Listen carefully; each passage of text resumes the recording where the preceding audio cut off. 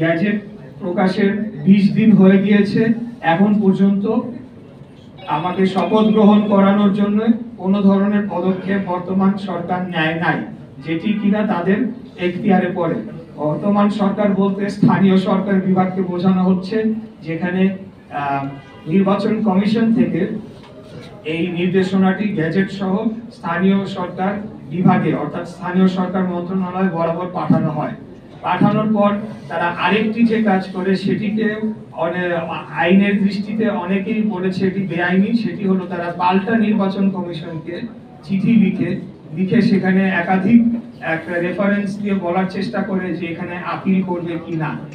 অথচ নির্বাচন কমিশন কিন্তু তার যে আইনজীবী প্যানেল রয়েছে, তার যে বিজ্ঞ আইনজীবীরা রয়েছেন এবং তার যে প্রক্রিয়া রয়েছে, সেটি সম্পন্ন করে পূর্ণাঙ্গ কমিশন মিলেই কিন্তু সিদ্ধান্ত দিয়ে গ্যাজেট প্রকাশ করে ফেলেছে। অতএব এখানে স্থানীয় সরকার মন্ত্রণালয় কি নির্বাচন কমিশনকে অলমোস্ট নির্দেশনা দিতে পারে কিনা, সেই বিষয়টি এখন প্রশ্নে চলে এসেছে। তো এখানে আমরা দেখছি যে নির্বাচন কমিশনের উপর ইতিমধ্যেই এই সরকার এক ধরনের হস্তক্ষেপ শুরু করেছে এবং সেটি আগামী জাতীয় নির্বাচনের আগে কি ধরনের প্রভাব ফেলতে পারে সেটা নিয়ে জনগণ এখন শঙ্কিত হয়ে পড়েছে।